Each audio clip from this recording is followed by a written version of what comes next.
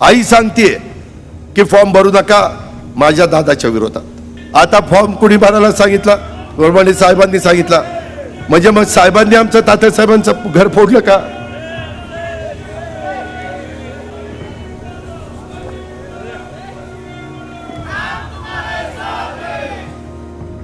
आम्ही जीवाला जीव देणारी माणसं आहेत.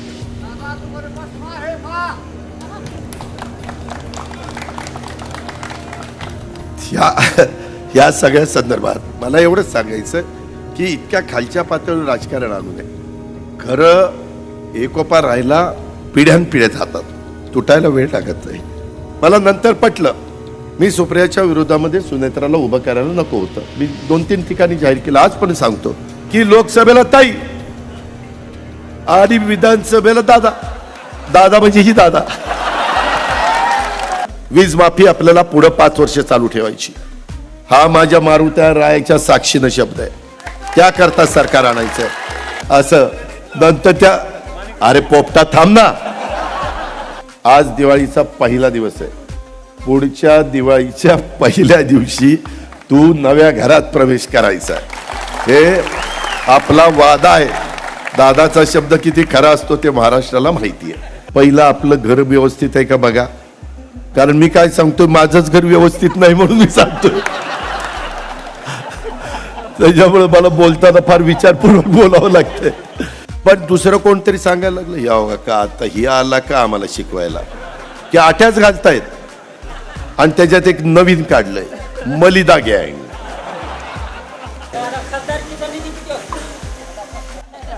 5 कोटीच. हा त्याला त्यानं इतकं दाबात विचारलं, मी जरा गडबडलो. दादा किती बदलला आता. एवढा दाबात विचारतो तरी मी तसा होतो. 5 कोटी नाही तर मागचा दादाचा काय बस. आता काय इथं मिठी मारतो का काय भेटायचं. जरा ठेव, ये बेटा तिथं बस. बेटा बस. ठीक आहे, वयोमानाप्रमाणे घडतं काय बाबूराव घडायचं.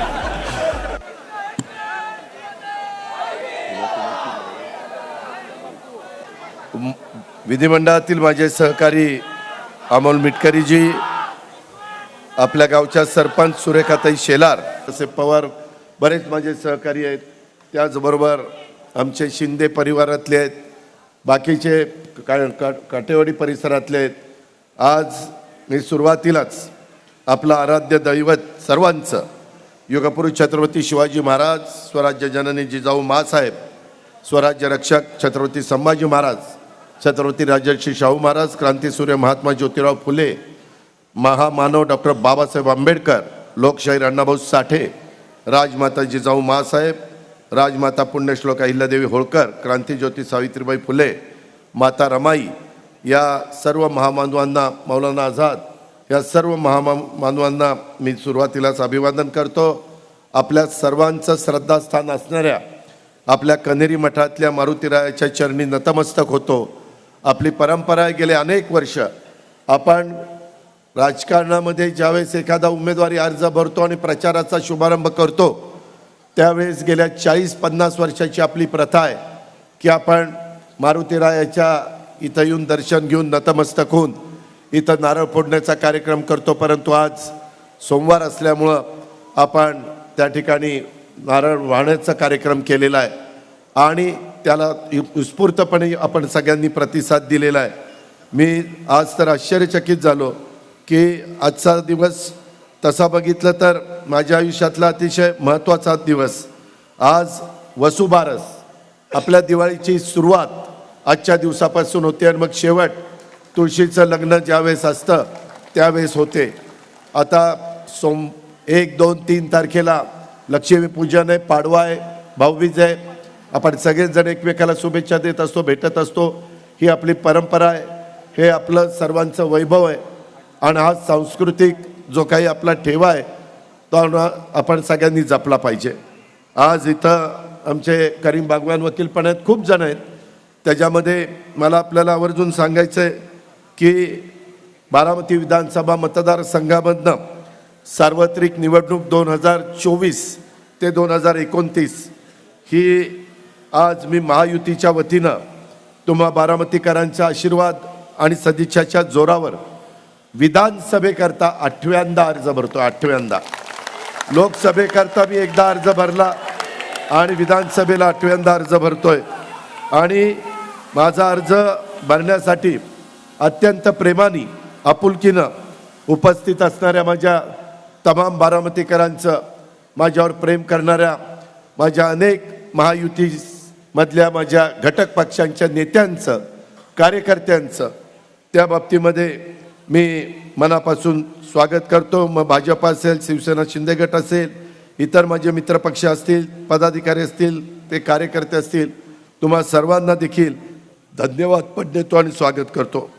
मागच्या वेळेस तुम्ही 7व्या वेळेस मी ज्यावेळेस उभा होतो त्यावेळेस परिस्थिती वेगळी होती आणि बारामतीकरांनी ज्या प्रकारे माझ्यावर विश्वास दाखवला तो विश्वास बघून मीच आश्चर्यचकित झालो आणि जवळपास मला तुम्ही सगळ्यांनी विक्रमी मताधिक्याने म्हणजे समोरच्या सर्व उमेदवारांचे डिपॉझिट जप्त केले. हे काम फक्त बारामतीकरच करू शकतात. त्याबद्दल तुम्हाला सलाम. त्यामध्ये मला एवढंच सांगायचं आहे की ते माझ्या मनात कुठंतरी बसलं होतं आणि मी ठरवलं की जेव्हा कधी आपल्याला राज्य सरकारमध्ये कामाची संधी मिळेल, तुमच्या आशीर्वादाच्या जोरावर, तुमच्या पाठिंब्याच्या जोरावर, माझ्या मायमाऊलींच्या सहकार्याने, त्यावेळेस आपण एवढं जास्त काम करून दाखवायचं की बारामतीकरांना पण अभिमान वाटला पाहिजे की खरंच यानं काम केलं. आणि पहिले मला 2.5 वर्ष उद्धव ठाकरे साहेबांच्याबरोबर काम करण्याची संधी मिळाली. नंतर 1 वर्ष मला विरोधी पक्षनेता म्हणून काम करण्याची संधी मिळाली.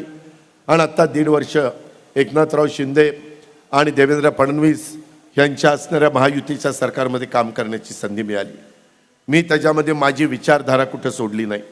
मी आज देखील या सभेच्या निमित्तानं महाराष्ट्राला सांगू इच्छितो की शिवशाहू फुले आंबेडकरांची जी विचारधारा आहे त्या विचारधारेनेच मी पुढं चाललेलो आहे. माझा पक्ष पुढं चाललेला आहे. माझे जीवाभावाचे सहकारी पुढं चाललेले आहेत.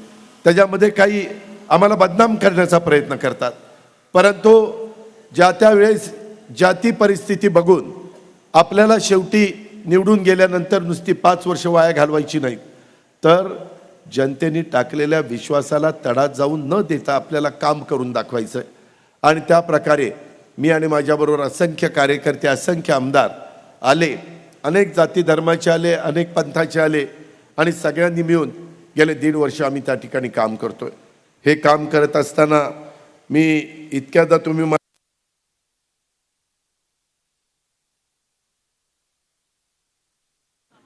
हॅलो हॅलो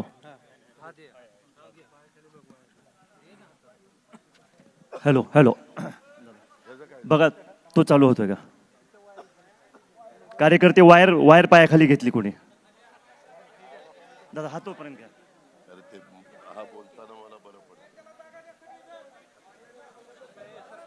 ऑपरेटरला चेक करून द्या, जागा द्या त्याला.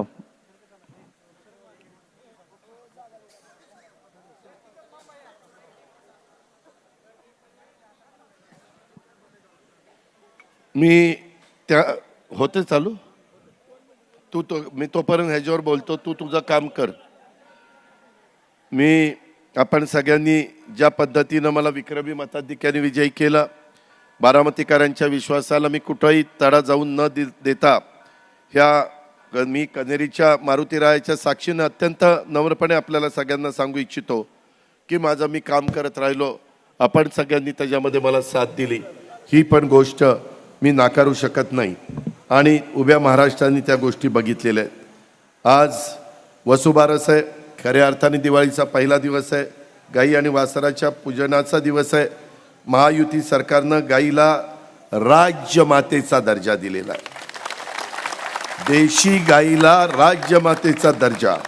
आपल्या मराठी संस्कृतीला जपण्याचं, जोपासण्याचं काम खऱ्या अर्थाने महायुतीच्या सरकारने, एकनाथरावांनी, देवेंद्रजींनी, आम्ही सगळ्यांनी तिथं त्या बाबतीमध्ये केलेलं आहे.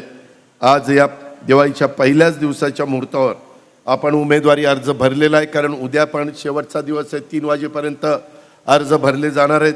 मला काही महत्त्वाच्या कामाच्या करता ही सभा झाल्यावर मुंबईला जावं लागतं आहे, कारण काही थोड्याशा जागा राहिल्यात. त्याच्याबद्दल रात्री मला काही आमच्यातल्या सहकारी मित्रांशी चर्चा करायची. हा उमेदवारी अर्ज भरला, मला खात्री आहे दरवेळीप्रमाणे बारामतीकर यावेळी देखील माझ्या पदरात मतांचं भरभरून दान टाकतील आणि मोठ्या मताधिक्याने तुम्ही निवडून द्याल. मी आज ज्यावेळेस डॉक्टर बाबासाहेब आंबेडकरांचं दर्शन घेतलं, मी तिथं दर्ग्यामध्ये चादर चढवली, त्याच्यानंतर छत्रपती शिवाजी महाराजांच्या तिथं अभिवादन केलं, त्यांचं त्या ठिकाणी अभिवादन करून मिरवणुकीला सुरुवात केली. मला वाटलंच नव्हतं की बारामतीकर आज एवढा मोठा प्रतिसाद देतील. मेन रोडनी जावा, कुठंही जावा, महिला गॅलरीत इकडं तिकडं दारात इतकं मनापासून प्रतिसाद देत होत्या. मीच आश्चर्यचकित झालो. सगळ्यांचा उत्साह मी बघितला. माझे हात जोडून विनंती आहे, हा उत्साह 20 तारखेपर्यंत टिकला पाहिजे. कारण आज तारीख आहे 28. ऐका ना, 28 तारीख आहे. आपल्याला मधी दिवाळीला तर गोडधोड खावंच लागतं, फराळाचं घ्यावंच लागतं, बाकी नाही घ्यायचं, फराळाचं घ्यायचं. आणि एक आनंद असतो, कपडे लगते आपण चांगले घालतो, एकमेकाला शुभेच्छा देत असतो, भेटत असतो, पाहुणे रावळे येत असतात, ही आपली पद्धत आहे. परंतु पुढं तो टेम्पो 4 तारखेपासून आपल्याला 20 तारखेपर्यंत चढवत न्यायचा आहे. ह्या संदर्भामध्ये मला आपल्याला सगळ्यांना सांगायचं की मी सुरुवातीलाच आपल्या सर्वांना आणि महाराष्ट्रातल्या तमाम जनतेला दिवाळीच्या मनापासून शुभेच्छा देतो. दिवाळी म्हणजे दिव्यांचा, प्रकाशाचा अशा प्रकारचा सण आणि या सणानिमित्त आपल्या राज्यातल्या प्रत्येकाच्या जीवनामध्ये विकासाचा नवा प्रकाश आणण्यासाठी आपण प्रयत्न करूया, अशा प्रकारचं आव्हान मारुतीरायाच्या साक्षीनं मी तुम्हाला सगळ्यांना करतो आणि दिवाळीच्या मनपूर्वक शुभेच्छा देतो. ही दिवाळी, हे नवीन वर्ष आपल्याला सर्वांना सांध्यापासून बांध्यापर्यंत माझ्या महाराष्ट्रातल्या तमाम कष्टकऱ्यांना, शेतकऱ्यांना, माझ्या आया बहिणींना, मायमाऊलींना, माझ्या तरुणींना, सर्व घटकाला हे आनंदाचा, सुखाचा, समृद्धीचा आनंद जावो, अशा प्रकारची प्रार्थना आणि शुभेच्छा देखील मी आपल्या सगळ्यांना देतो. आज सूरज पण इथं आलाय. तसा बघितलं तर मी सूरजला मध्ये भेटलो. एक रामोशी समाजामध्ये जन्माला आलेला सुपुत्र, आई गेली, आईचं छत्र गेलं, वडिलांचं छत्र गेलं, 3 का 4 किती बहिणी आहेत? 5 बहिणी आहेत. आणि मोडव्यासारख्या गावात त्याने शिकायला पाहिजे होतं, पण दुर्दैवाने तो शाळेत गेला नाही. पण त्या बिग बॉसमध्ये गेला काय आणि सगळ्यांवर बॉसगिरी दाखवली काय, आणि एकदम बिग बॉसचा विजेता हा आपला सूरज ठरला. तमाम आपल्या बारामतीकरांना, आपल्या महाराष्ट्राला, जिल्ह्याला त्याचा अभिमान आहे आणि त्याच्यामुळं आज त्याने पण शुभेच्छा दिल्यात. निश्चितपणे त्याचं प्रेम, त्याचा जिव्हाळा, आपुलकी बघून मलाही समाधान वाटलं. आज त्याला आपण सगळेजण मिळून एक चांगलं घर प्लॅन पण केलेलं आहे, त्यालाही तो आवडलेला आहे वर्षभरात. म्हणजे सूरज, आज दिवाळीचा पहिला दिवस आहे. पुढच्या दिवाळीच्या पहिल्या दिवशी तू नव्या घरात प्रवेश करायचा आहे, हे आपला वादा आहे. दादाचा शब्द किती खरा असतो ते महाराष्ट्राला माहिती आहे. त्याच्यामुळं त्याला या निमित्तानं मी शुभेच्छा देतो. मित्रांनो, तसं बघितलं तर आज आपल्या सगळ्यांच्या समोर बोलत असताना माझ्या अनेक वर्षापासूनच्या निवडणुका, आता इथं बाळासाहेब आत्तम पाटील काही मंडळी आहेत. पूर्वी आपलं स्टेज त्या ठिकाणी असायचं आणि तिथं आपण सभा करायचो, कसं वातावरण त्यावेळेस असायचं माहिती आहे. नंतर बदलत गेलं, बारामती बदलत गेली, कन्हेरी बदलत गेली, परिसर बदलत गेला, बागायती क्षेत्र वाढत गेलं. अनेक ठिकाणी आपण पाणी आणण्याचं काम केलं. सुरुवात केली आदरणीय पवारसाहेबांनी केली. त्याच्यानंतरच्या काळामध्ये तुम्ही मला साथ दिली, तुम्ही मला आशीर्वाद दिले आणि आपण सगळ्यांनी मिळून जीवाचं रान केलं. आणि आत्ताच मला वासुदेवराव काळे येताना गाडीत सांगत होते की दादा, की त्या इथं अमोल मिटकरी पण आहेत. आम्ही महाराष्ट्रामध्ये ज्यावेळेस फिरतो आणि सभा घेतो त्यावेळेस तिथं उमेदवार होणारा किंवा फॉर्म भरणारा तो सांगतो की तुम्ही मला निवडून द्या, मी तुमच्या मतदारसंघाची बारामती करून दाखवीन. म्हणजे आपली उदाहरणं ते देतात. मी बारामतीसारखा मतदारसंघ करीन, अशा पद्धतीने सांगत असतात. आपल्याला अभिमान वाटतो, कारण सगळ्यांचा हातभार लागला, तुम्ही साथ दिली आणि सगळ्याच राजकीय पक्षांनी त्याच्यामध्ये आपल्या आपल्या परीनं भर घालण्याचं काम केलं आणि म्हणून इथपर्यंतचा टप्पा आपण गाठलेला आहे. जेव्हा 30-35 वर्षापूर्वीची बारामती आणि आजची बारामती आपण विचारात घेतो तेव्हा तिच्या विकासामध्ये भूमिका निभावल्याचा आनंद हा कुठल्याही रोडनी जाताना माझ्यासारख्या कार्यकर्त्याला पाहायला मिळतो. आपण काही फक्त बारामतीपुरतं तो विचार केला नाही. तिकडं आपलं वडाण असेल, तिकडं आपलं खराळवाडी असेल, इकडं आपलं काटेवाडी असेल, तिकडं आपलं सांगली असेल, सहोबाजूंनी सर्व गावात नदीकाठची गावं असतील, जिरायत भाग, बागायती भाग, शहरी भाग, अशा सगळ्याच भागामध्ये आपण ह्या न त्या पद्धतीनं वेगवेगळा निधी देण्याचा प्रयत्न केला. माझ्या राजकीय प्रवासामध्ये नेहमी महाराष्ट्राला पुढे नेण्याचा प्रयत्न मी केलाय, आमच्या वडीलधाऱ्यांनी सगळ्यांनी केला.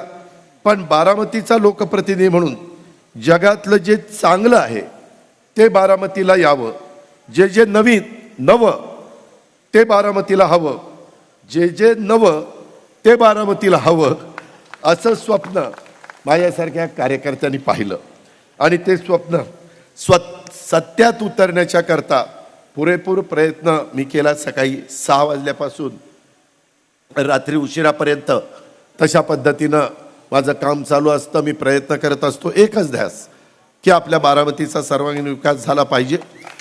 या तालुक्यामध्ये राहत असतानाच 18 पगड बारामतीचा सगळ्या जाती धर्माने गुण्यागोविंदाने राहावं. कुठंही कुणाला राहत असताना आम्हाला कुठंतरी इथं काहीतरी भीती आहे, आम्हाला कुठंतरी काहीतरी कुणाच्या तरी त्या बाबतीमध्ये अडचण आहे, अशा प्रकारची भावना कुणाच्याही मनामध्ये येता कामा नये. माझं तर म्हणणं आहे, माझं स्वप्न आहे की पुढील 5 वर्षात बारामतीला आणखी काय देता येईल याचा विचार करताना एक लोकप्रतिनिधी जे आवश्यक आहे ते शक्य आहे ते सर्व केलं आहे असं समाधान माझ्यासारख्याला वाटतं. परंतु एवढ्यावर मी थांबायला तयार नाही. आपण काळजी करू नका, अजून खूप नवीन कल्पना आपल्या समोर आहेत. आता माझं लक्ष बारामतीला राज्यात नाही भारत देशामध्ये पहिल्या क्रमांकावर आहे. त्याच्यामध्ये कुठंही तुम्ही गेला तर आमचा तालुका येऊन बघा, त्याच्यामध्ये कसा आम्ही वागतो, कसं एकमेकाला आधार देतो. बारामती आणि आपल्या सर्वांचं नातं असं आहे की तुमच्याकडनं किंवा माझ्याकडनं काही तक्रार असली तरी आपलं नातं तुटणार नाही. एक परिवार म्हणून आहे. ठीक आहे, आमच्यामध्ये राष्ट्रवादी असेल, भाजप असेल, शिवसेना असेल, RPI असेल, अनेक घटक पक्ष असतील. शेवटी प्रत्येकाची विचारधारा असू शकते. तो अधिकार संविधानाने आपल्याला दिलेला आहे, घटनेने दिलेला आहे, कायद्याने दिलेला आहे. काही जण शेतकरी संघटनेचं प्रतिनिधित्व करतात, अनेक जण करतात. पण शेवटी प्रत्येकाचा मुद्दा शेवटचा कुठला की विकास झाला पाहिजे. सगळ्यांदा ह्या बारामतीमध्ये मी राहत असताना माझाही विचार केला जातो अशा प्रकारची भावना ही कृतीतनं त्याला त्या ठिकाणी वाटली पाहिजे. आज बारामतीला माझ्या मुलासारखं मी त्या ठिकाणी जपलेलं आहे, वाढवलेलं आहे. आपल्या लावलेल्या विकासाच्या रोपट्याचं मोठं झाड झाल्याशिवाय आपल्याला शांतता लाभणार नाही आणि ते काम आपल्याला सगळ्यांना करायचं आहे. मागच्या 7 निवडणुकीमध्ये प्रत्येक वेळेस तुम्ही अधिकाधिक मतं देऊन निवडून आणलंय. त्यामुळं मी दिवसरात्र काम करत राहिलो, कारण तो बोजाच एवढा खांद्यावर टाकता, पाठीवर टाकता की मी पहाटेच खडबडून जागा होतो की यायला एवढा बोजा टाकलाय, नाही काम केलं तर बारामतीकरांना काय वाटेल. आणि त्याच्यामुळं एक गोष्ट मला स्पष्ट करायला हवी तुमच्या सगळ्यांच्या समोर. बारामतीत अनेक उद्योग आपण उभे केलेत, पण गेल्या काही वर्षात बारामतीतल्या मुलांना, विशेषतः मुलं असतील, माझी मुली तरुण असतील, तिथं नोकऱ्या मिळत नाहीत. हे मला खूप खटकतं आहे आणि मी ठाम मताचा आहे की बारामतीच्या मुलांना नोकऱ्यामध्ये प्राधान्य मिळालं पाहिजे आणि हे मी नक्की त्या ठिकाणी मिळून दाखवीन. आत्ताच बाळासाहेब, मी आमचा सुरेश पालवे गाडीतनं येत होतो त्यावेळेस बाळासाहेब पण मला सांगत होते की केंद्राच्या पण दिलेल्या योजना, प्रचंड योजना आहे, शेतकऱ्यांच्या करताय, कष्टकऱ्यांच्या करताय, महिलांच्या करताय, युवा युवतींच्या करताय, वेगवेगळ्या प्रकारचे अनेक प्रकारची लोन ही कमी व्याजामध्ये देण्याचं काम त्या ठिकाणी केलं जातं. मुद्रा लोन आहे, खूप वेगवेगळ्या योजना आहेत. त्याचबरोबर राज्य सरकारमध्ये देखील एकनाथराव शिंदे साहेबांच्या नेतृत्वाखालचं महायुतीचं सरकार आमचे देवेंद्र आणि आम्ही सगळ्यांनी त्या ठिकाणी आणलंय. तिथं पण आपण अनेक योजना दिल्या. महिलांच्याकडं बघितल्यानंतर तुमच्या लक्षात येईल की योजना किती आल्या. आज आम्ही कुठेही महाराष्ट्रात गेलो तर आमच्याकडं पुरुषांची संख्येबरोबरच महिलांची संख्या पण काही काही ठिकाणी सभांना जास्त होती. आज पण माझ्या एवढ्या महिला आल्या.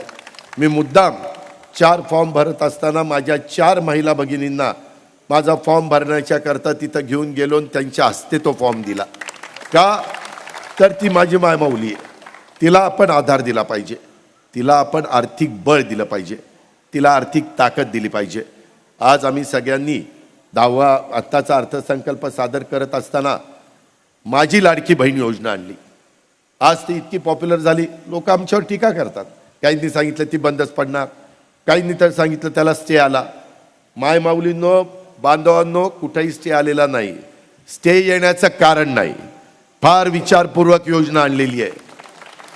राज्याचं कुठंही विकासाच्या बाबतीमध्ये अडचण न येता माझ्या मायमाऊलींना जवळपास आता तो आकडा 2,40,00,000 महिलांना महाराष्ट्रामध्ये आम्ही पहिल्यांदा जुलै ऑगस्टला रक्षाबंधनाच्या निमित्तानं ओवाळणी टाकली. सप्टेंबरला त्या ठिकाणी आमच्या महिलांची आम्हाला आठवण आली, तिथं आम्ही काही ना काही फुलाची पाकळी दिली.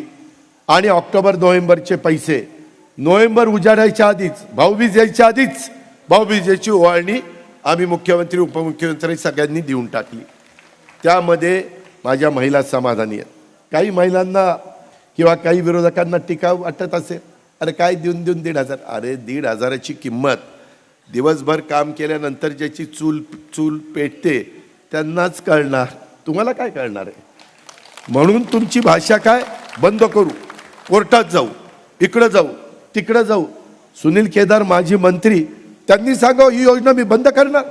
का रे बाबा, तुझ्या का पोटात दुखायला लागलं, काय अडचण काय. आज राज्यामध्ये अर्थचक्र फिरतंय. आज छोटे मोठे व्यवसाय चालतायत. माझ्या कनेरीचं कुणाचं दुकान चालतंय, काटेवाडीचं चालतंय, माझ्या पंढऱ्याचं चालतंय, माझ्या वढाण्याचं चालतंय, सांगवीचं चालतंय, किंवा माझी बारामतीची बाजारपेठ चालती, इंदापूरची चालती, दौंडची चालती, पुरंदरची चालती. काय बिघडलं. आज शेवटी माझ्या महिला काही घरात पैसे ठेवत नाही. इतके दिवस तिची नर भागवण्याच्या करता कुणी तिला काही देत नव्हतं. आत्ता काहीतरी तिला हक्काचे पैसे तिच्या अकाउंटला जातात. बरं पारदर्शक, कुठेही मध्ये कुणाची मध्यस्थी नाही. कुणीतरी देत असताना थोडे मला दे ना, दिवाळी दे ना, दिवाळी आली असं काहीतरी काढून घेतात काही काही जण. तसं नाही, डायरेक्ट डीबीटी तुमच्या अकाउंटला. ह्या पद्धतीनं आपण काम करतोय. तुम्ही करा ना, तुमच्या करता तुमच्या आवडीला मुरड घालू नका. आता त्याच्यात जे काही तुम्हाला घ्यावंसं वाटेल ते घ्या, हा तुमचा हक्क आहे, तुमचा अधिकार आहे. हे महायुतीच्या सरकारने विचारपूर्वक ही योजना आणली. त्याचबरोबर सारखे म्हणायचे काय यांची सारखी लाडकी बहीण, भावांना तर काहीच नाही. भावांना तर खूप दिवस मनात होतं. मला आता दत्तू माळी वगैरे आमच्या जवळचे अकबर वगैरे नाही आहेत माझ्याबरोबर, ते नेहमी असायचे मोटरसायकलवर, तुम्हाला माहिती आहे स्थानिक लोकांना. पण इथली काही मोटर बिघडली तर हायच आमचा अकबर, हायच काहीतरी काम आमचं चालू, कुठं काय करायचं. आणि ते आमचं लाईटचं बिल भरून भरून माझा शेतकरी बेजार व्हायचा. मी देवेंद्रजींना म्हणलं की देवेंद्रजी आपण जरा बघू 3, 5, 750 मोटारचं बिल माफ करायचा किती बोजा होतोय.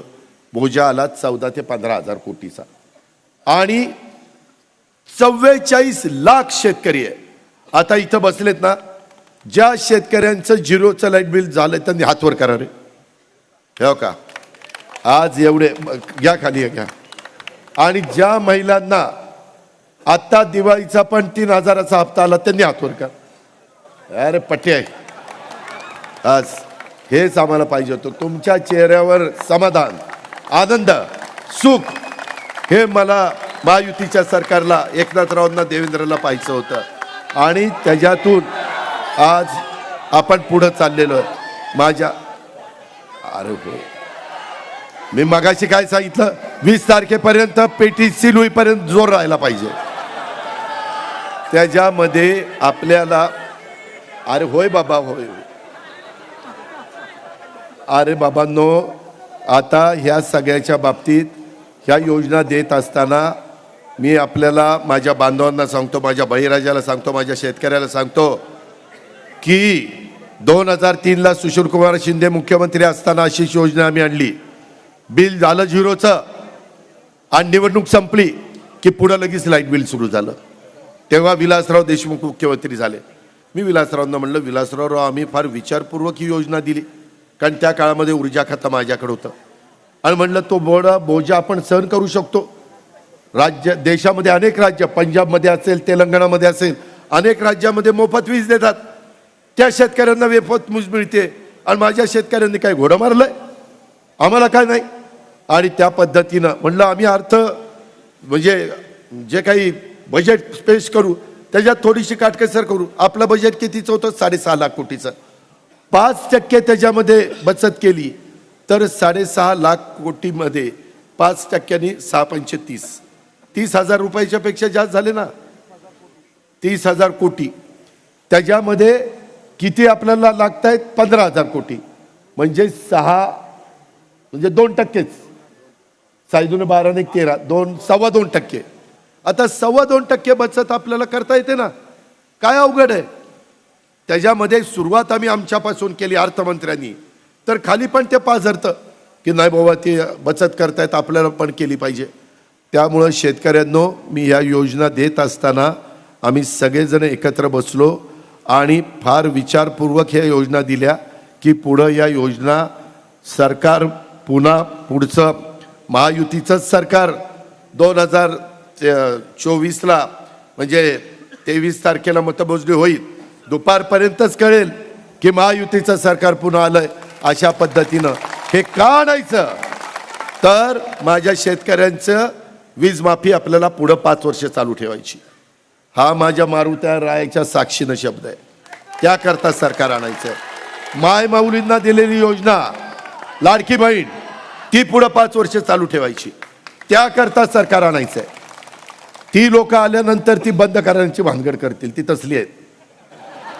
आम्ही तसले नाही. आम्ही कामाची माणसं आहोत. त्याच्यामध्ये लोकशाहीमध्ये प्रत्येकाला उभं राहण्याचा अधिकार आहे. त्याबद्दल मला बोलायचं नाही. काही जण म्हणतात राव दादा ही कसं काय झालं असं.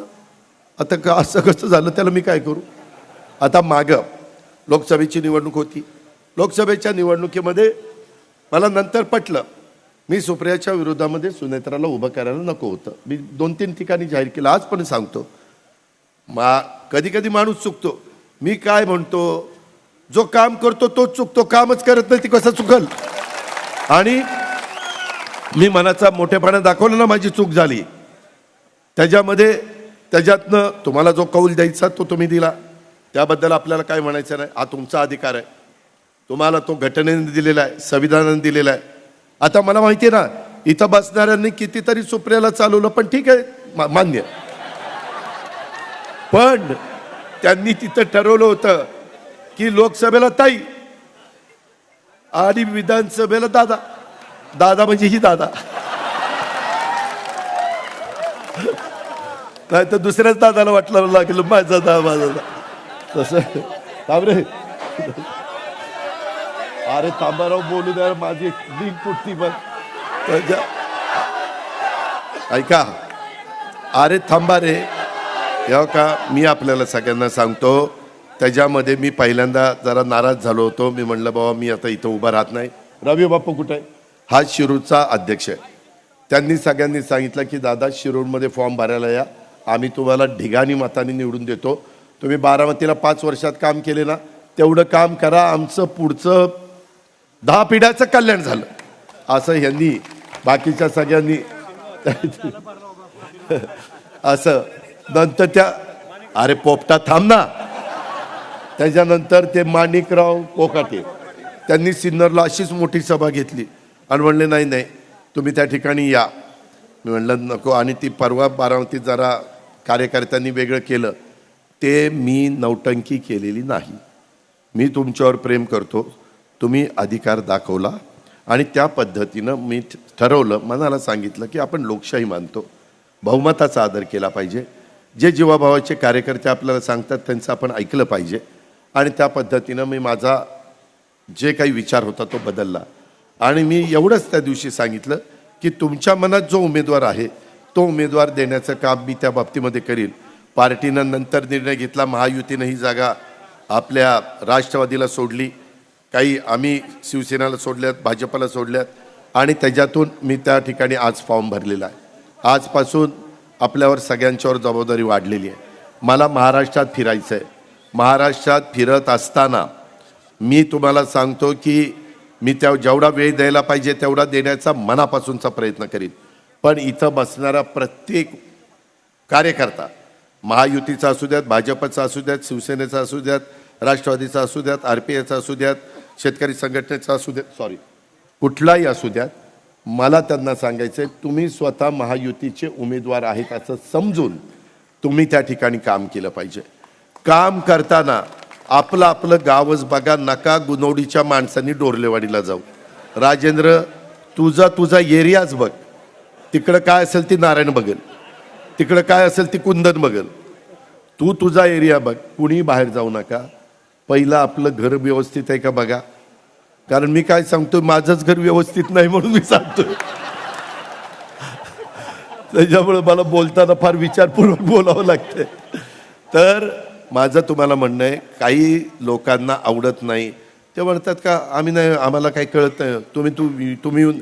मी तुम्हाला सांगणं वेगळं, कारण आज मी तुमचा लोकप्रतिनिधी आहे, मी तुमचं प्रतिनिधित्व करतोय. त्याच्यामुळं मी गाडगेवाडीमध्ये येऊन काही सांगितलं तर त्यांना काही वाटणार नाही. पंढऱ्यात येऊन सांगितलं, माझ्या निरावागजमध्ये येऊन सांगितलं तर लोक ऐकतील. पण दुसरं कोणतरी सांगायला लागलं, या बघा का आता ही आला का आम्हाला शिकवायला, की आठ्याच घालतायत. तर माझं म्हणणं की काहींनी त्यांच्या आठ्यांच्यामुळं मला त्रास होतोय, तुम्हाला नाही त्रास होत. आणि त्याच्यात मी बळीचा बाकरा होतोय. आणि त्याच्यात एक नवीन काढलंय, मलिदा गँग. कार्यकर्त्यांना नीट लक्षात घ्या, माझ्या बारामतीच्या जनतेवर नीट लक्षात घ्या. यंदाच्या वर्षी एकनाथराव शिंदे, देवेंद्रजी, अजित आणि सगळ्यांनी मिळून महाराष्ट्राला निधी देण्याचा प्रयत्न केला. तुमच्यामध्ये तुम्ही नंबर 1च्या मताने निवडून आणलं, म्हणून नंबर 1चा निधी कारण माझ्या हातात होतं, तिजोरीच्या चाव्या माझ्या हातात होत्या.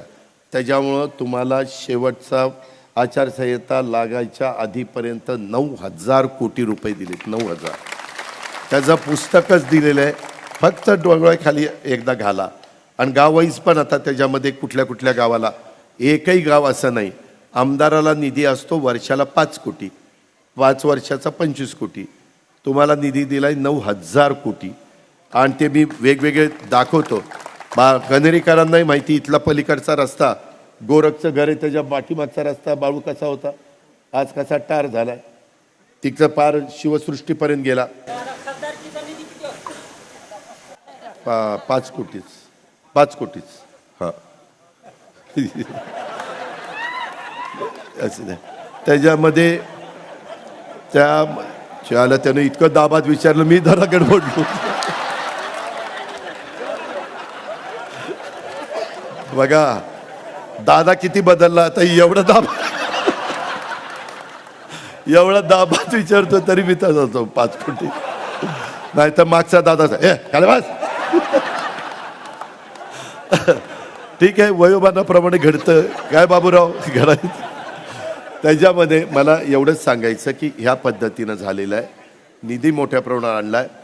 मला सांगा, एवढे 1,000 कोटी रुपयाचा निधी आल्यानंतर काही ना काही कामं कॉन्ट्रॅक्टरला मिळणार ना.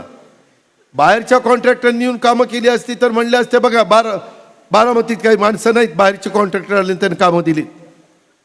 काही कामं खत्रीनं घेतली, काही गावड्यांनी घेतली, काही दिलीप जगतापनी घेतली, काही आदित्य तावरेंनी घेतली, काही देशमुखांनी घेतली.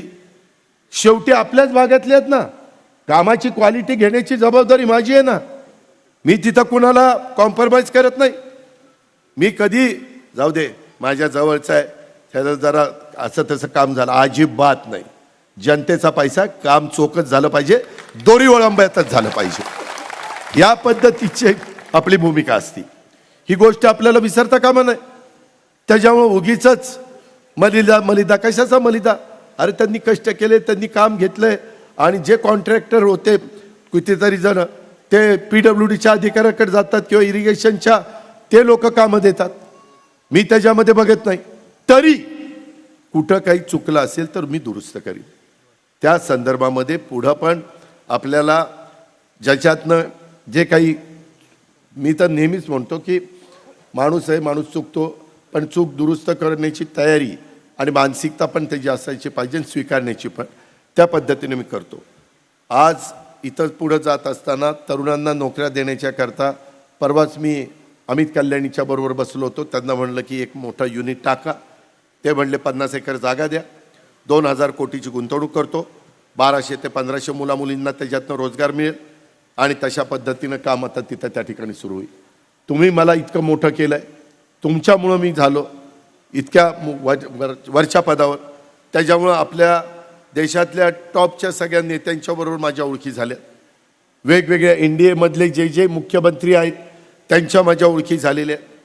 ते काय करतात, ते कशा पद्धतीनं तिथं कार्यक्रम राबवतात, त्याच्यातलं आपलं जास्त काय उजवं आहे ह्याची आम्ही तुलना करतो आणि त्याच्यातून माझ्या गोरगरीब जनतेला मला काय देता येईल आणि त्यांचं राहणीमान. आता काय इथं मिठी मारतो का काय भेटायचं? जरा ठेव, ये बेटा तिथं बस, बेटा बस.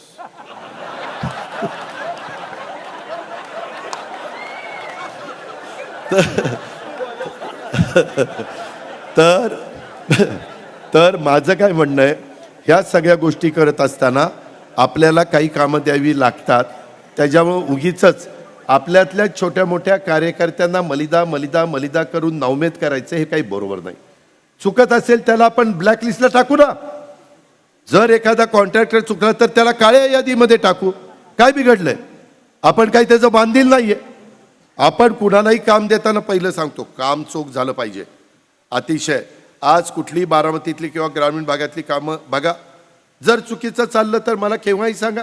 मी स्वतः अधिकाऱ्यांना पाठवीन आचारसंहिता संपल्यानंतर किंवा मी स्वतः येऊन पाहीन, कारण ते कायमचं राहणार आहे.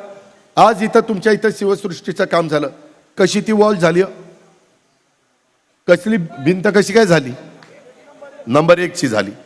त्याच्यामध्ये आता शिवसृष्टी आतमध्ये करायची, ते आपलं अधुरं राहिलेलं काम आहे, ते आपल्याला पूर्ण करायचं आहे. आपल्याला निराकरा उपसा सिंचन योजना ती आपल्याला करायची, कारण मधला काही भाग आपल्याकडनं तसाच राहिलेला आहे. आज माझ्याकडे प्रत्येक गोष्टी, म्हणजे मी तुमच्याकडे येताना सगळं घेऊन आलेलो आहे. मी मध्ये ज्ञानेश्वर कौले वगैरे लडकत वगैरे माझ्याकडे आलेले होते, त्यांनाही दाखवलेलं. ह्या सगळ्या गोष्टीच्या आपण मंजुऱ्या, जनाई सिरसाई उपसा सिंचन योजनेचं बंद पाईपलाईनचं मंजूर केलंय. वरच्या दंडवाडी आणि संपतची वस्ती जगतापांची त्या भागातल्या लोकांचं वेगळं मत आहे, मार्ग काढू ना. तुम्ही का काळजी करता? शेवटी करणारे आपणच आहोत.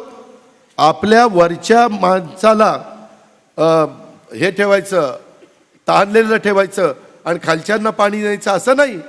हेडपासून टेलपर्यंत सगळ्यांना गेलं पाहिजे आणि त्या पद्धतीनं त्या योजना मंजूर केल्या. पुरंदर उपसा सिंचन योजना ती मंजूर केली, त्याचं काम चालू आहे.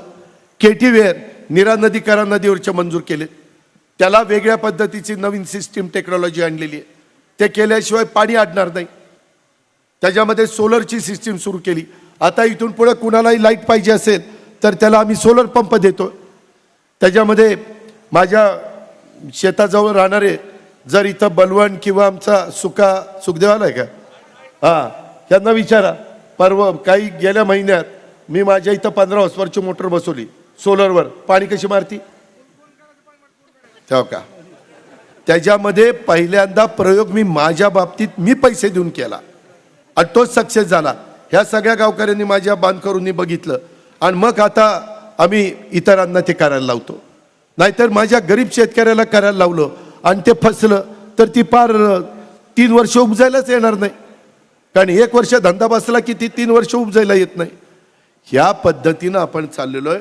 माझ्या 3 का 4 मोटारी 15 हॉर्सपावरच्या, घराशेजारची पण, सुखदेवच्या तिथली पण, खाली मार्कीतली पण, कदमाच्या रानातली पण, ती 15 हॉर्सपावरची झाली. अतिशय चांगलं पाणी मारती. लोक म्हणले असलं ढगाळ वातावरण असलं की पाणी मारत नाही, अजिबात नाही. JP आत्ता देखील ती मोटर 7.5 ते 8 हॉर्सपावरचं पाणी मारते. त्यांना विचारा.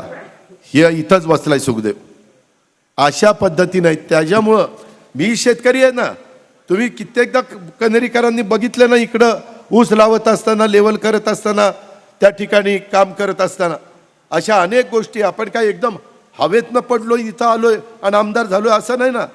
आपल्याला विकास सोसायटीचं कम माहिती आहे, पीक कर्ज माहिती आहे, दीर्घ मुदतीचं कर्ज माहिती आहे, नवं जुनं माहिती आहे. हां, बाकी काय राहायचं, नवं जुनं माहिती आहे. त्याच्यामुळं ही कसं पटल्यावर हसलं बघा. त्यामुळं बाबांनो, तुम्ही काळजी करू नका. मी कधी तुम्हाला त्या ठिकाणी वारा सोडणार नाही. पण ह्या सगळ्या गोष्टी होत असताना आमच्या तरुण तरुणींच्या बाबतीमध्ये देखील लॉजिस्टिक पार्क वेगवेगळ्या पद्धतीनं आज केंद्राच्या आणि राज्याच्या योजना, वेगवेगळी महामंडळं, मौलाना आझाद महामंडळाला परवा अल्ताफ आहे का, किती कोटी रुपयाचं वाटप झालं, किती कोटी,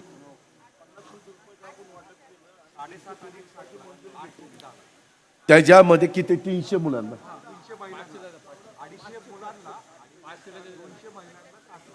अशा पद्धतीनं वाटप झालं. त्यांनी धंदा पाणी करावं ना. अरे त्या बारामतीमध्ये फिरताना आज रोजगार मिळतोय, तो कुणामुळे मिळतोय? आज एस टी स्टँड एवढं चांगलं झालं, बघितलं तर आपलं डोळ्याचं पारणं फिटतंय. तिथं आज रिक्षा चालतात. कशामुळे चालतात? आज बारामतीतली कायदा सुव्यवस्था चांगली आहे. काही चुकीच्या घटना घडतात, मी नाही म्हणणार नाही. मध्ये 2 घटना घडलेल्या माझ्या अतिशय जिव्हारी लागलेल्या आहेत.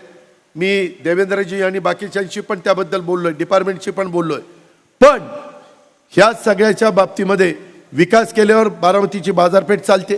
बाजारपेठ चालले तर तिथल्या लोकांना रोजगार मिळतो. तिथं दुकानामध्ये जे आमचे विक्रेते असतात त्यांचा धंदा चालतो. कितीतरी गोष्टी चालतात. पूर्वीचं कनेरी आणि आताचं कनेरी बदल झाला नाही. आज राहणीमान बदललं नाही. आज लोकांच्याकडे 2 पैसे आले नाही. अहो, ह्या सरकारने एकेका कुटुंबाला जवळपास वर्षाला आम्ही लाख रुपये देतो. तुम्ही म्हणाल कसं? ते असं की 3-4 महिला घरात आहेत, त्या 3-4 महिलांना प्रत्येकाला 1,500 रुपयाप्रमाणे 6,000 अशा पद्धतीनं पैसे येत आहेत. त्याच्यामध्ये विचारा, काही मला चांगली लोक म्हणली, दादा आमच्या घरात 7 महिला आहेत, आमचं एकत्र कुटुंब आहे, आमच्याकडं सात्विक 21,000 रुपये आलेत की नाही? बरं, काही चांगल्यांना पण आलेत, मी काढणार नाही पण आलेत. हे नाही झालं का? झालंय. गरीबाला द्यायचं होतं, गरीबाला मिळालंच, पण त्याच्यामध्ये इतरांना पण मिळालं. हे सगळं होत असताना जात बघितली का? नाही. मागासवर्गीय माझी महिला आहे, माझी आदिवासी महिला आहे, माझी मुस्लिम महिला आहे, माझी ओबीसी महिला आहे, माझी भटक्यामध्ये मोडणारी महिला आहे, सर्वसाधारणमध्ये मोडणारी महिला आहे. कुणाला मी चुकवलं? कुणाला एकनाथराव शिंदे देवेंद्रांनी चुकवलं? नाही चुकवलं. वीज माफी करताना 44 लाख शेतकरी, जात बघितली, धर्म बघितला, भेदभाव केला? नाही केला. अहो, काहींचे तर पूर्वीच्या बाक्या 20-20 हजार रुपये माफ झाले. हा, तू तर कधी काहीच भरत नाही. ज्यांनी थकवले, ठीक आहे, चांगलं झालं, आम्ही चुकलो दरवेळेस भरून, तू शहाणा बनला, थकवलं आणि माफ झालं. त्याच्यामध्ये अशा पद्धतीनं आज 0ची बिलं येत आहेत. त्याच्यातनं काही हजार 7.5च्या मोटारला किंवा 5ची मोटार धरा, 3ची जाऊ द्या, 7.5ची जाऊ द्या, 5च्या मोटारला वर्षभराचं बिल किती येत होतं चंद्रराव? 14-15 हजार रुपये. 15,000 गडीभर धरा. ह्या महिलांचे 3-4 महिला असल्या तरी 1,500-6,000, म्हणजे ते वर्षाचे जवळपास 75 हजार. हे 14-15 हजार बेरीज मारा.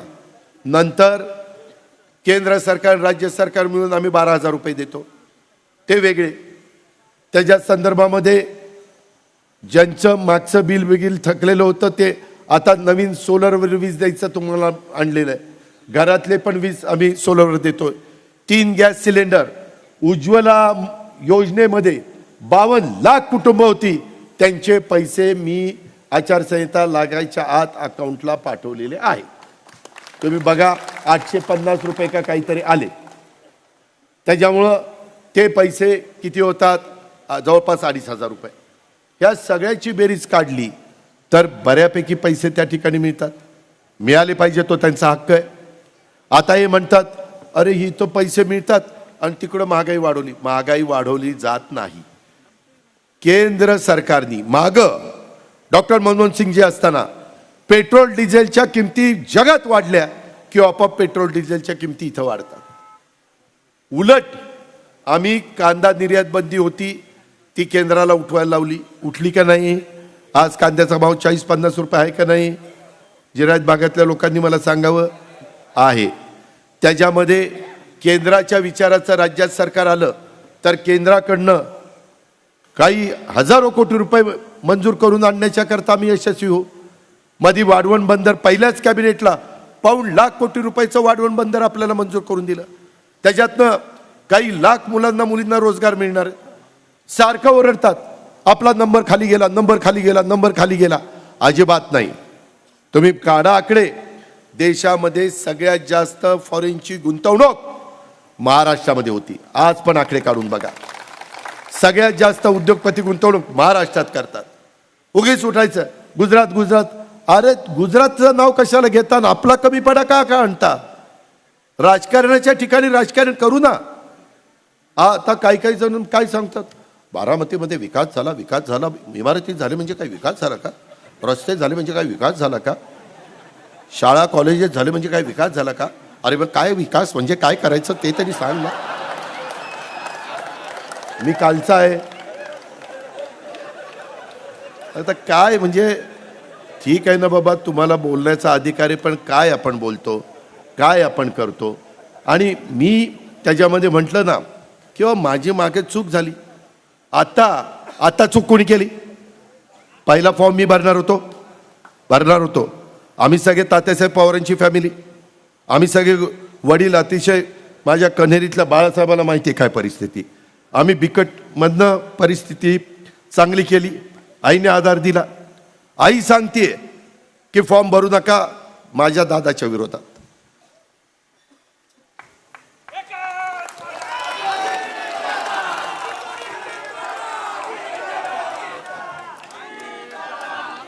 पाणी घे. ह्या पद्धतीनं जे काही चाललंय हे बरोबर नाही. मग मोठ्या व्यक्तींनी तर त्याच्यामध्ये सांगायला पाहिजे होतं. आता फॉर्म कुणी भरायला सांगितला? वरवणे साहेबांनी सांगितला. म्हणजे मग साहेबांनी आमचं तात्यासाहेबांचं घर फोडलं का?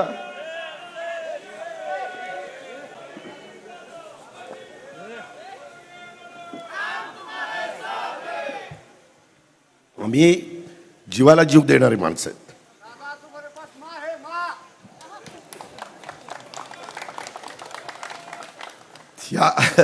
या सगळ्या संदर्भात मला एवढंच सांगायचं की इतक्या खालच्या पातळीवर राजकारण आणू नये.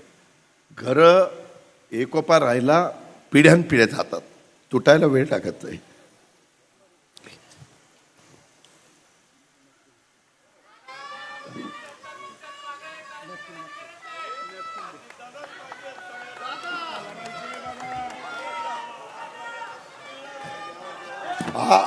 आज मला तुम्हाला सगळ्यांना सांगायचंय. अरे थांब ना. आज मला अरे थांबा रे बाबा. आज मला तुम्हाला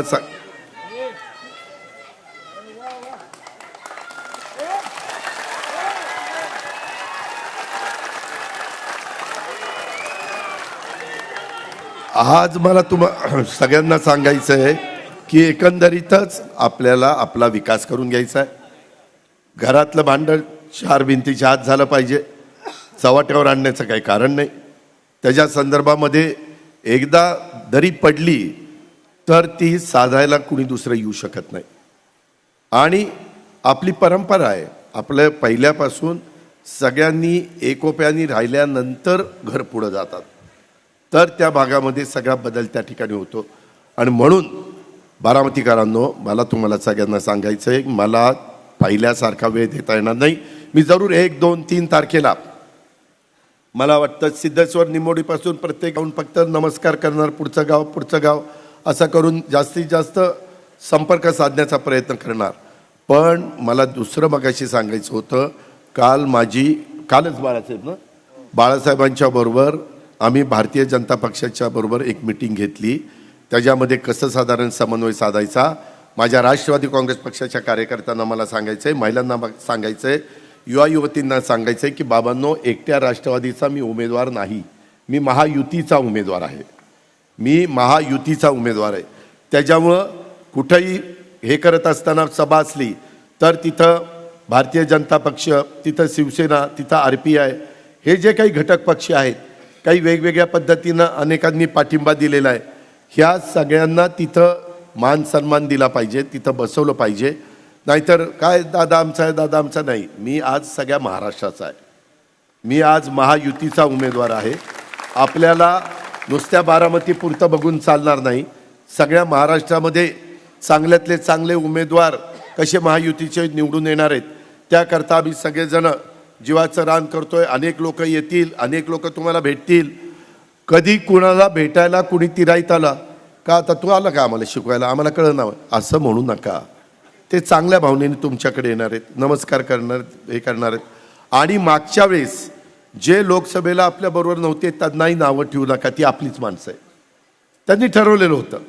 आता कितीतरी लोक मला भेटलीत की दादा त्यावेळेस आम्ही असं ठरवलं होतं, आता यावेळेस तुम्ही अशा पद्धतीनं. त्याच्यामुळं का तेव्हा तिकडे गेला होता, आता कसा इकडे आला, अरे तसं म्हणू नका. त्यांना रिस्पेक्ट द्या. आपल्याला मत महत्त्वाचं आहे. भारतीय जनता पक्ष किंवा बाकीचे पण सहकारी, आणि आपण काम केलं आहे, आपलं काम बोलतं आहे, आपण कामाची माणसं आहे. त्यामुळं तुम्ही कामाच्याबद्दल बोला. मेहरबानी करून कुणावर टीका टिप्पणी करण्याच्या भानगडीत पडू नका. मी येतानाच वासुदेवरावांना बाळासाहेबाला सांगितलं, मी काल काहीतरी अमोल मिटकरीला सांगितलं होतं, हे बाबा तिकडं जाशील भाषण करशील त्यावेळेस कुणाला काही टीकाबिका करू नको. मागच्या वेळेस मंगलदास पैलवाननी जे भाषण केलं तिथंच निम्मगार करून टाकलं. आपल्याला कुणाला टीका टिप्पणी करायची नाही. आपल्याला आपलं कामं करायचं आहे. अजून बारामतीचा आपल्याला विकास करायचा आहे. अजून कुठं ज्या राहिलं असेल ती पत्रकं तुमच्यापर्यंत येत असताना तुमच्या गावातलं शिवाजीराव काहीतरी काम राहिलं असेल किंवा सूर्यकांतराव तुमच्याकडे राहिलं असेल, लक्षात आणून द्या ना. आपण नवनाथ करू ना परत, त्याच्यात काय अवघड आहे का? कामं करायच्या बाबतीमध्ये आपण कुठं कमी नाही. आज आपल्या ओळखी अधिकाऱ्यांच्या झाल्यात, आज आपल्या ओळखी केंद्रामध्ये झाल्यात, आज आपल्या ओळखी उद्योगपतींच्या झाल्यात. त्यांना सांगितलं तरी CSR मधनं आपल्याला जनाई शिरसाईला CSR मधनं किती पैसे दिले, पाईपलाईन वगैरे केलं बिके, तुम्हालाही माहिती आहे. ह्या गोष्टी करायच्यात. आणि अजून प्रचार करताना कुणी जरा थोडंसं वेगळं बोलत असेल तर त्यांना म्हणा की साहेबांनी काम केलं, ठीक आहे, ही काळ्या दगडावरची पांढरी रेग काम केलं, अख्खी बारामती मान्य करते. पण साहेबांनी जसं काम केलं तसं अजित पवारनी पण केलं ना. अजित पवारनी काही झोपा काढल्या नाही. अजित पवारनी पण काम केले. त्याच्यामुळं लोकसभेला त्यांचं ऐकलं, ठीक आहे, साहेबांना रिस्पेक्ट दिला. आता माझं ऐका. त्यामध्ये उद्याच्या 20 तारखेला माझं ऐका. 20 तारखेला महायुतीचा उमेदवार म्हणून माझ्या नावाच्या पुढचं बटन त्या ठिकाणी दाबा. ह्या गोष्टी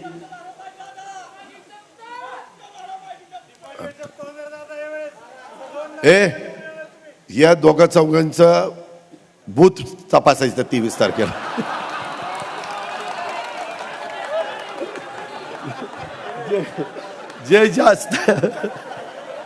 जे जास्त जोरात बोलतील ना, घोषणा दिल्या की आपण त्याचा लगेच बूथच तपासायचा का. पण ते ज्या अर्थी एवढा जोश आहे, उत्साह आहे, म्हणजे त्याचा बूथ पण चांगला चालणार, त्याला मी नाउमेद करत नाही. पण सांगायचं तात्पर्य, बाबांनो सगळ्यांनी एकोप्याने घ्या. माझी तुम्हाला एक विनंती आहे. माझ्या गेल्या 5 वर्षाच्या काळामध्ये काम करत असताना ते काम मी काम तर करतो, पण काही काहींची तक्रार अशी आहे, दादा तुम्ही लगेच सांगता PA तुमच्या ला फोन आणि लगेच त्याला सांगता काम करून. पण तुमचा आवाज असा आहे की तुम्ही आम्हाला दमातच घेताना आम्हाला असं वाटतं त्या लोकांच्या समोर तुम्ही आमचा अपमान केला. त्याच्यामुळं मी म्हणतो, ये बेटा बघ काय तुझं काम आहे पोपट. बाबूराव काही चुकलं का माझं? असं मी आता तसं केलं ना तरी काय म्हणतात, राव दादा ते पहिलं होतं तीच चांगलं होतं, दाबात काम व्हायची, अधिकारी घाबरायचे. आता असं म्हणल्यावर अधिकारी म्हणायला लागले की काय या जाग्यात काय सरगरच राहिली नाही असं. तर त्याच्यामुळं गमतीचा भाग जाऊ द्या. माझं तुम्हाला एक सांगणं आहे की ह्या मधल्या काळामध्ये माझ्या मित्रपक्षांच्याकडचं कुठल्या कामामध्ये माझं उजवडावं झालं असेल, काही कुठली कामं करत असताना एखाद्याला करायला पाहिजे होतं पण त्याचं न होता दुसऱ्याचं झालं असेल, 10 कामं झाली असतील 11वं काम झालं नसेल, तर तो राग उद्याच्या निवडणुकीच्या निमित्तानं काढू नका, तो मनातच ठेवा. त्या पद्धतीनं करा. आणि मला जाता जाता एक तुम्हाला सगळ्यांना सांगायचं आहे, मी कधी जातीभेद करत नाही. मी नेहमी शिवशाहू फुले आंबेडकरांची विचारधारा वकिलांना माहिती आहे, सगळ्यांना माहिती आहे, राज्यातील अल्पसंख्याक बांधवांचं मागासलेपण दूर करण्याच्या करता, त्यांच्या सर्वांगीण विकासाच्या करता, जसं आम्ही आदिवासींना टार्टी काढलं, जसं आम्ही मागासवर्गीयांना बार्टी काढलं, जसं आम्ही सर्वसाधारण समाजाला सारथी काढलं, ओबीसी समाजाला महाज्योती काढलं, ब्राह्मण समाजाच्या करता अमृत काढलं, तसं तुमच्या मातंग समाजाच्या करता आरटी काढलं, तसं माझ्या अल्पसंख्याक समाजाच्या करता मी मार्टी काढलं. ती अल्पसंख्याक संशोधन व प्रशिक्षण संस्था म्हणजेच मार्टीची स्थापना केली आपण. हे महायुतीच्या सरकारने केलं. कधी कधी कारण नसताना बदनामी करायची. छत्रपती संभाजीनगरमध्ये अल्पसंख्याक आयुक्तालय, तसंच जिल्हा स्तरावर अल्पसंख्याक कक्ष आपण स्थापन केलं. जाऊन बघा इमारत कशी झाली, अतिशय देखणी. आणि त्याच्यातलं काम पण मगाशी मी सांगितलं की मौलाना आझाद महामंडळ, किती कमी भाग भांडवल होतं, 1000 कोटी रुपये भाग भांडवल केलं. आम्ही सरकारमध्ये होतो म्हणून केलं ना. आज 50 कोटी रुपये मिळायचे, तिथं 600 कोटी रुपयाचे सरकारचं हमी दिली. एकनाथराव शिंदे, देवेंद्रजी, आम्ही सगळ्यांनी. आम्ही भेदभाव त्या ठिकाणी केला नाही. 30 कोटीवरून 500 कोटी रुपयापर्यंत हमीची किंमत केली. आणि शैक्षणिक कर्जाची मर्यादा माझ्या अल्पसंख्याक मुलामुलींच्या करता 5 लाखावरून 20 लाख रुपये त्या ठिकाणी वाढवली. कधी कधी ही गोष्ट माहितीच नसती आणि कारण नसताना काहीतरी हे असंच ही तसंच नाही रे, तसं हे आहे चांगलं. अल्पसंख्याक विद्यार्थ्यांना उच्च शिक्षणाच्यासाठी सुधारित शिष्यवृत्ती योजना राबवून त्याच्यामध्ये 50,000 रुपये वाढ करण्यात आली. आणि अल्पसंख्याक समुदायातील गरीब मुला मुलींना परदेशात शिक्षणाची संधी मिळावी, त्यांच्या गुणवत्तेला वाव मिळावा. अल्पसंख्याक समुदायातले 75 गरीब विद्यार्थ्यांना प्रतिवर्षी विद्यार्थ्यामागं 40 लाख रुपये शिष्यवृत्ती देतोय. 40 लाख. हे माहितीच नाही. कधी काँग्रेसने केलं? त्या राजवटीमध्ये झालं, विशाळगडला झालं. पहिला अजित पवार तिथं गेला, सगळी मदत तिथं केली. राष्ट्रवादी काँग्रेसमधनं केली, सरकारमधनं केली. सगळं त्यांचं जे काही जाळपोळ झाली होती सगळी भरपाई करून दिली. वेळ तशी यायला नको होती, मलाही कळत आहे, पण आल्यानंतर वाऱ्यावर सोडलं नाही. पुसे सावळीला घडलं, तिथंही गेलो. तिथंही माझ्या भगिनीला कारखान्यामध्ये नोकरी लावली. विचारा तिला जाऊन. अरे आम्ही खरोखरीच शिवशाहू फुले आंबेडकरांच्या विचारधारेचे लोक आहोत. अल्पसंख्याक उमेदवारांच्या करता पोलीस भरती प्रशिक्षण योजना निवासी स्वरूपात राबवण्याच्या करता त्या ठिकाणी निर्णय घेतला. 15 जिल्ह्यांमध्ये अल्पसंख्याक समाजातील महिलांचे नवीन 2800 बचत गट स्थापन करण्याचा निर्णय घेतला. जाचं काठी होत्या कमी करून टाकल्या. डॉक्टर झाकीर हुसेन मदरसा आधुनिक योजनेमध्ये प्रतिवर्षी 2 लाख देत होते, आम्ही आता प्रतिवर्षी 10 लाख रुपये वाढ केली. त्याच्या संदर्भात शादीखाना असेल, दफनभूमी असेल, स्मशानभूमीला तर केली, पण दफनभूमीला वॉल कंपाऊंड वगैरे त्याच्याही बाबतीमध्ये मदत केली.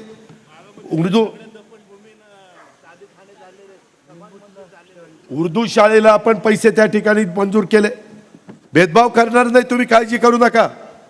कुठल्याही बारामतीतल्या समाजावर काही प्रसंग आला, रात्री 12ला ना मला बोलवा, तिथं बी येईल, काळजी करू नका. पण भावनिक होऊ नका. मागच्या वेळेस तुम्ही भावनिक झालेला होता, हे जरा पाणी जरी, मागच्या वेळेस तुम्ही भावनिक झालेला होता. भावनिक होऊ नका. भावनिक होऊन प्रश्न सुटत नाही, विकासाने प्रश्न सुटतात. आपल्याला आता खूप काही गोष्टी करायच्यात. आम्ही मध्ये मला शेतकरी दूध संघाचे चेअरमन व्हायच्या म्हणून बोर्ड म्हणालं, दादा 28 रुपयामध्ये जमत नाही. कुणाचं उष्ट आहे?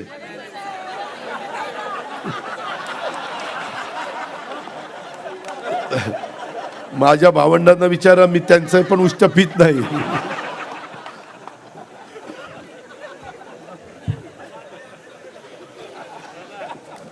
आपण सप्टेंबर एंडपर्यंत 5 रुपये लिटरला दिले, सगळे पैसे पाठवले. आचारसंहिता सुरू व्हायच्या आत 100 कोटी रुपयाचा चेकवर सही केली, मग बाहेर पडलो. तुम्ही बघा शेतकऱ्यांचे पैसे जमा होत आहेत की नाही दुधाचे. आणि आता 1 ऑक्टोबर पासून 7 रुपये लिटरला अनुदान द्यायचं ठरवलं. 7 रुपये म्हणजे 28 आणि 7 35 रुपये आपण त्या ठिकाणी भाव शेतकऱ्यांना देतोय. माझ्या मदरशामध्ये शिक्षकांना मानधन 6,000 रुपये होतं, वकील ते 16,000 केलं. 8,000 रुपये होतं ते 18,000 रुपये केलं. हा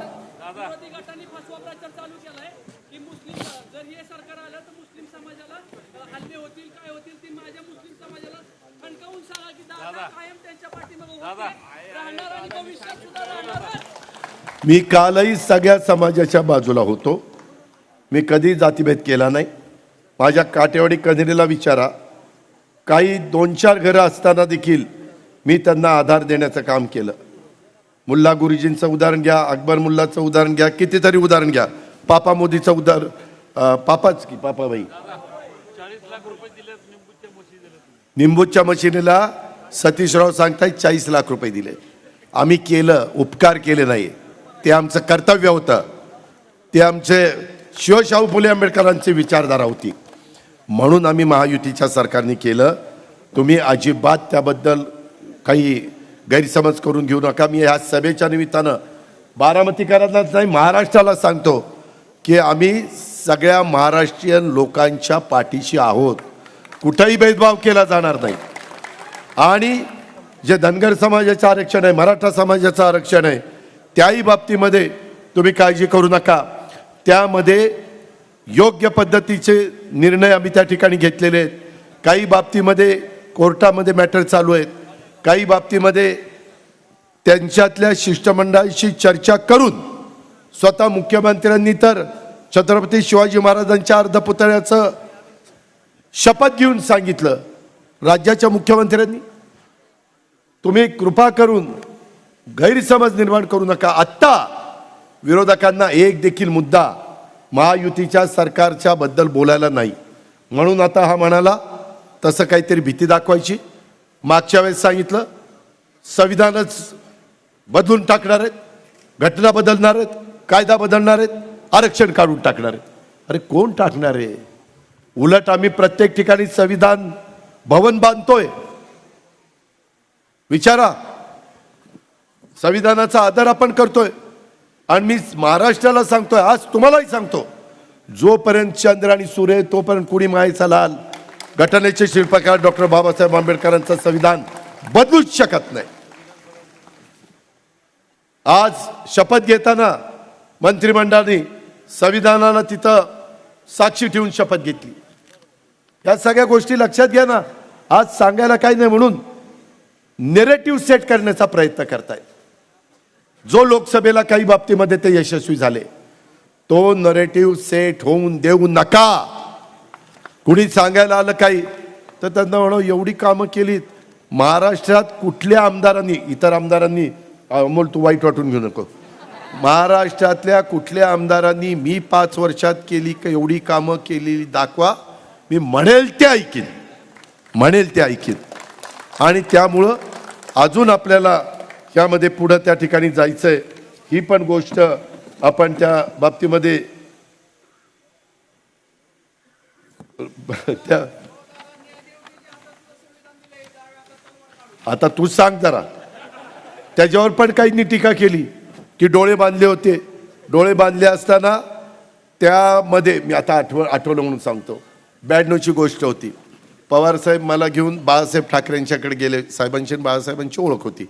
आणि मनोहर जोशी मुख्यमंत्री होते, मी विरोधी पक्षाचा आमदार होतो. तर मुख्यमंत्र्यांना संरक्षण मंत्र्यांना काहीतरी बोलायचं होतं मनोहर जोशींच्या दादरच्या वरच्या टॉपला. तर ते बाजूला गेले आणि मी आणि बाळासाहेब ठाकरे आम्ही दोघंच तिथं बसलो. ते मला विचारत होते, अरे अजित ती बारामती एकदा बघायची रे, मी वालचंदनगरला सभेला जाताना बारामतीमध्ये थांबलो, पण माझी बारामतीमध्ये कधी सभा मी केली नाही. मी माझ्या आयुष्यात सगळीकडे सभा केल्या, पण बारामतीत सभा केली नाही. एकदा ती बारामती बघायला यायचं आहे, ट्रस्ट बघायला यायचं आहे, तुम्ही काय केले ते बघायला यायचं आहे. तर म्हणलं या ना. तर तिथं कशावरून विषय निघाला ते म्हणले, तुला माहिती का न्यायदेवता हातात तराजू असतो आणि तिचे डोळे बांधलेले असतात. तर ती का बांधलेले असतात म्हणलं, ती न्याय देताना कुणाची बाजू बघून न्याय देते असं होता कामा नये. परफेक्ट न्याय मिळाला पाहिजे. चूक मी जो न्याय देते तो मला बघवत नाही म्हणून तिनं डोळे बांधले. का ते बाळासाहेब ठाकरे म्हणजे ते विशेषच रसायन होतं, पण असं त्यांनी त्याच्यात हे चाललं. तसं तू सांगितलेलं ते आता काढून टाकले सुप्रीम कोर्टाच्या जजनी. आत्ताच ते रिटायर झाले आणि त्यांनी संविधान हातामध्ये दिलं. इतक्या वर्षात देशाला स्वातंत्र्य मिळून 75 वर्ष होऊन गेली, पण कुणी संविधान असं हातात दिलेलं नव्हतं. ह्याचा विचार करा ना, हे पोचवा ना. मी एकटा कुठवरून पोचवणार आहे, तुमचंही काम आहे. आणि फार काही सभा घेऊ नका. पहिल्यांदा गावात गेल्यानंतर 10-15 लोकांना घेऊनच बसा, तास 2 तास गप्पा मारा, त्यांना बरं वाटतंय. आता तर तुमची फार मजा. वासुदेवराव, आता इथं बाळासाहेब, माझे बरेच जण बाहेरची लोक पण आलेली आहेत. अमोल मिटकरीजी, आमच्या बारामतीकरांना सध्या जरा चांगलं चाललंय. तुम्ही म्हणाल कसं, दोन्ही बाजूची पवार कंपनी येतात आणि भेटतात. काय नाना, कसं काय नाना, त्यांनी पण यायचं ह्यांनी पण यायचं. आज कधी नव्हे ते आम्ही 67 पासून आत्तापर्यंत राजकारण करतो, पण कधी आमच्या माय माऊलीला आम्ही साडी रे दिली नाही. आता हिनं साडी दिली की ती साडी देते, हिनं गमेला दिलं की ती डबा देते. घ्या, यांच्याकडे आहे म्हणून घ्या, सोडू नका. 50 वर्ष त्यांना मतं दिली, सोडू नका. माझ्या सकट कुणाला सोडू नका. पण 20 तारखेला बटन काढायचं दावा. तर सांगायचं तात्पर्य की आता खूप जण तुझं कसं रे चाललं, आता फार चौकशी चाललेली आहेत. अरे दुःखद घटना झाली, किती मला वेदना झाल्या. कोणी दवाखान्यात आहे का, मी सांगतो. अरे पण इतके दिवस कुठं गेला होता रे. त्याच्यामुळं ते ज्या आता जाऊ दे, आता फार वाहवत चालले, आता आटोपतो घेतो. त्याच्यामध्ये माझं एवढंच म्हणणं आहे, जे काही देतील ते निवडणूक आचारसंहितेच्या नियमाचं पालन करून जे काही करता येईल ते करा, त्याच्या बाहेर जाऊ नका. आणि परत माझी तुमची सगळ्यांची भेट होईल शेवटच्या सभेला. ती आपली 18 तारखेला ना, 18 तारखेला संध्याकाळी. तोपर्यंत काही ठिकाणी मी कुणाशी फोनवर वगैरे बोलीन, पण ही जबाबदारी आता तुमची आहे. तुम्ही मला सगळ्यात जास्त मतांनी निवडून दिलं, मी सगळ्यात जास्त निधी तुम्हाला दिला. ह्याही निवडणुकीमध्ये तुम्ही मला प्रचंड मताधिक्याने विजयी करा, मी प्रचंड निधी बारामतीला देईन, तेव्हाच गप्प बसेन हा शब्द देतो आणि आपली रजा घेतो. जय हिंद, जय महाराष्ट्र. एबीपी माझा, उघडा डोळे बघा नीट.